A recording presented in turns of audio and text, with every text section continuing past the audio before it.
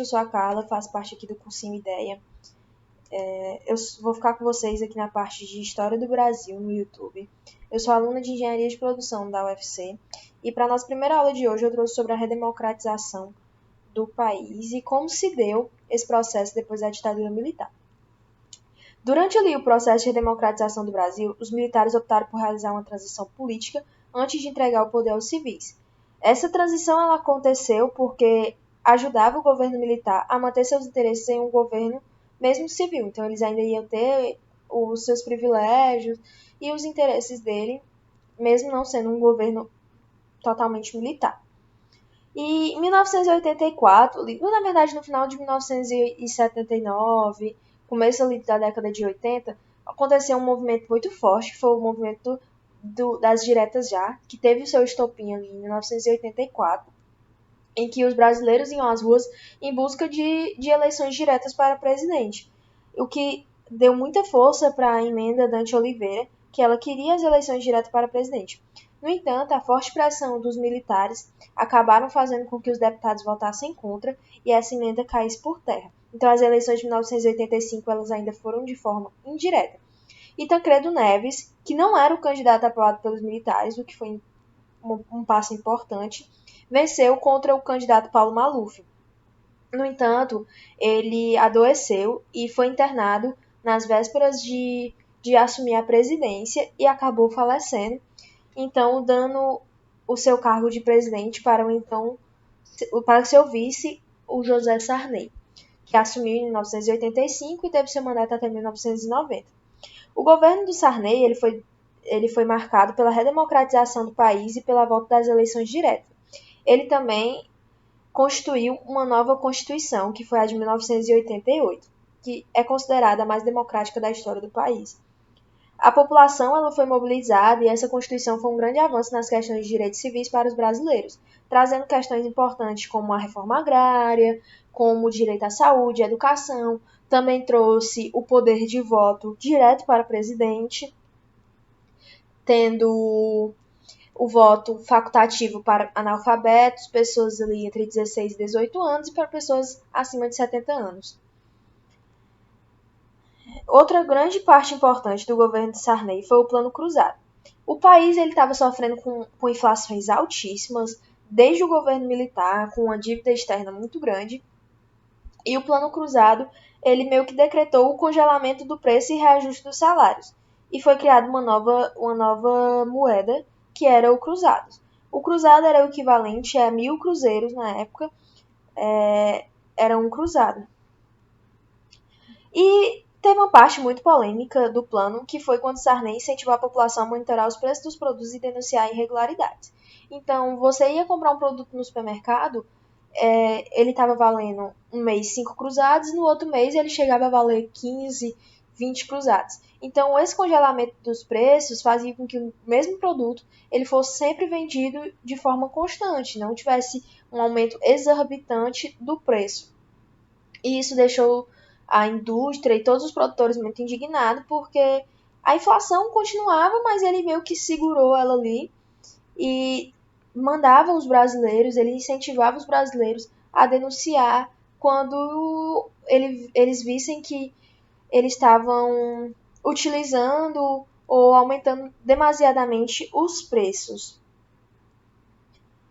Com isso, a economia acabou melhorando momentaneamente e a popularidade do Sarney cresceu, porque, poxa, a população estava acostumada a ter a inflação de 100%, de 200% de um mês para o outro, e ele segurou os preços ali, então a galera estava conseguindo comprar os seus produtos sem que tivesse um reajuste. Então, para os brasileiros, isso foi muito importante.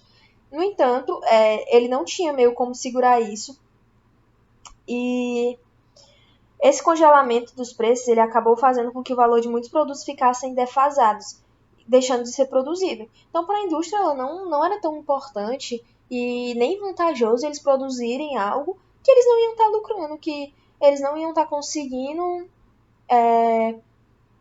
ter uma lucratividade e ganhar com aquilo. Então, muitos produtos começaram a faltar nos supermercados. Além disso, também, com o aumento do poder de compra da população, muitas mercadorias sumiram e só eram disponibilizadas mediante o pagamento de ágio, O que era o ágio? O ágio era uma cobrança extra sobre o valor do produto. Então você ia comprar 1 quilo de arroz e não tinha no supermercado. E você só ia conseguir comprar esse quilo de arroz se você oferecesse dinheiro a mais do que era o valor que estava lá na prateleira, por exemplo. E aí a população começou a ficar um pouco assim, poxa, eu tô indo no supermercado, não tô conseguindo comprar. A indústria tava olhando assim, como assim? Eu não tô conseguindo produzir. E em 1986 ele anunciou o Plano Cruzado 2, que autorizou o reajuste de preços das mercadorias e serviços. E aí estourou toda a bomba que ele estava segurando, né? O que resultou?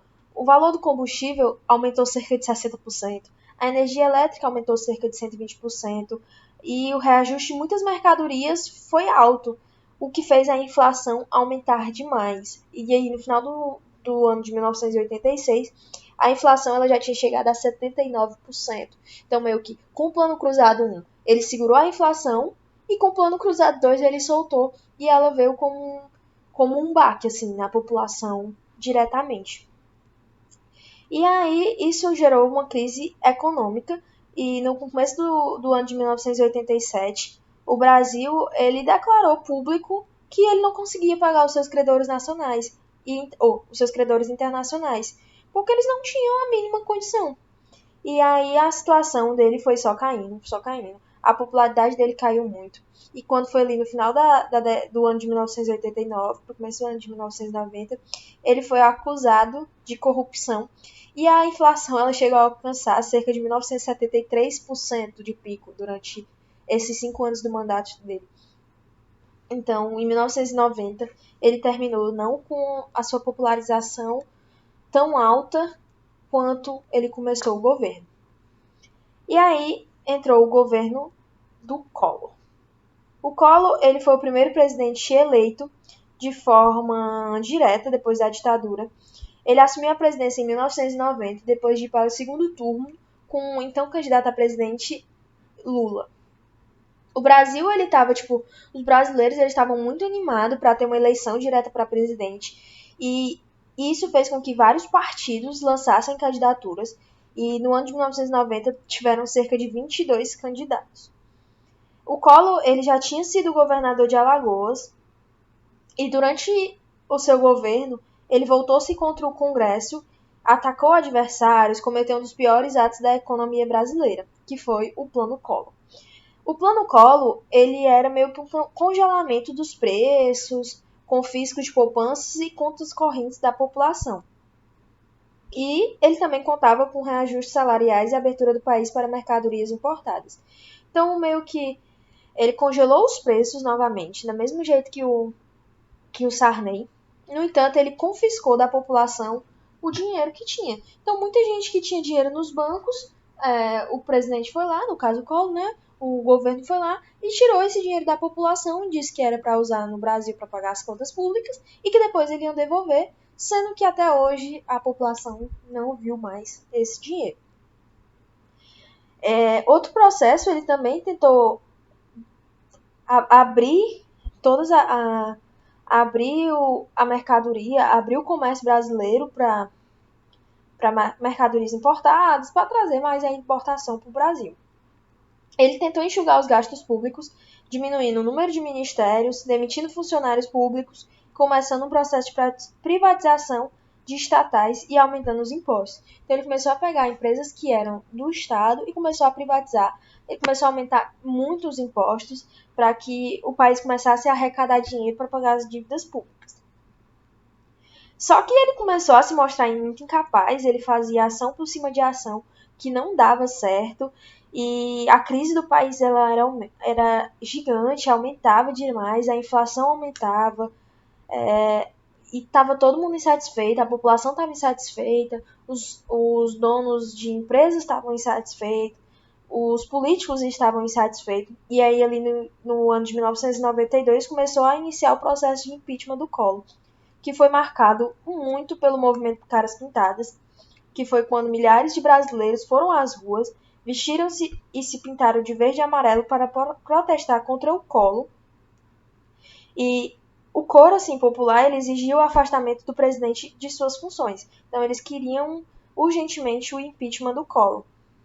O que aconteceu? O vice-presidente Itamar Franco, ele não se envolveu e nem desfiliou do partido. E quando o Collor foi afastado provisoriamente da República, ele assumindo de 1992 até 1995. Então, foi jogado ali nas mãos do Collor o objetivo de acabar com a inflação.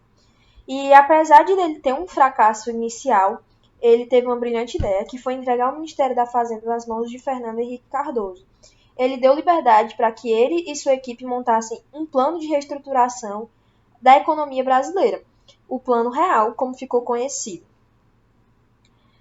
Por meio desse plano, a economia ela foi estabilizada e a inflação caiu, e assim que ele foi inaugurado, em 1994. O Plano Real era substituir a então moeda, que era o cruzado, pelo o real, que é a moeda que usamos até os dias de hoje.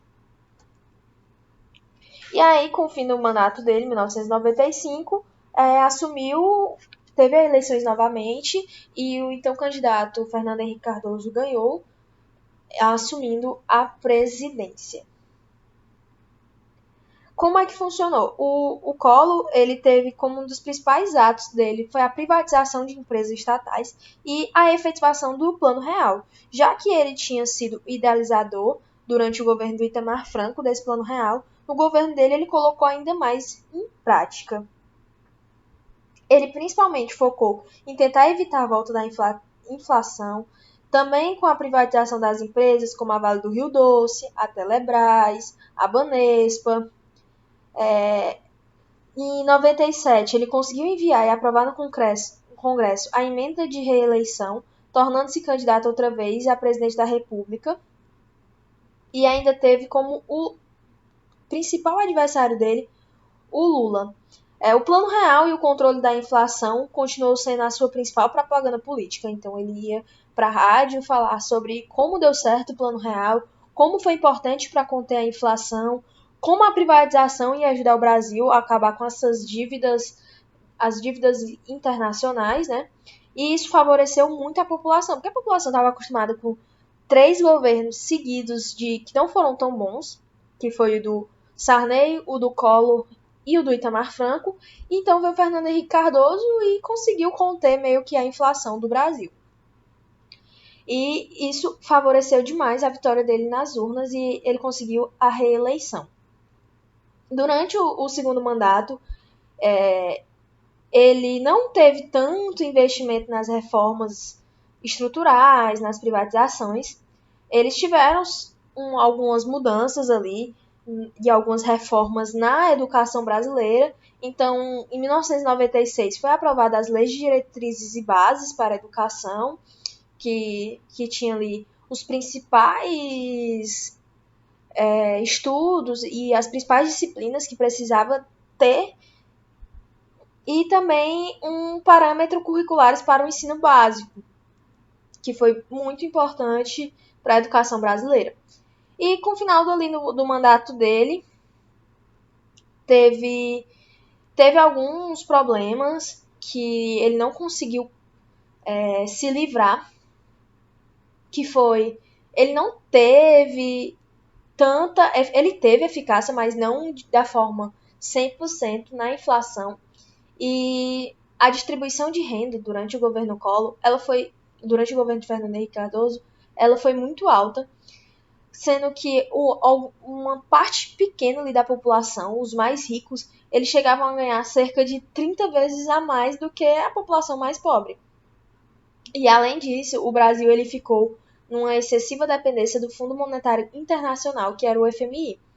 E o governo Fernando Henrique Cardoso, ele sim, foi um marco importante para colocar o país na nova política neoliberal. É isso, gente. A parte 1 da aula de redemocratização do Brasil. Próxima aula a gente vai falar um pouco sobre como se deu o governo Lula, o governo Dilma e o governo do Temer.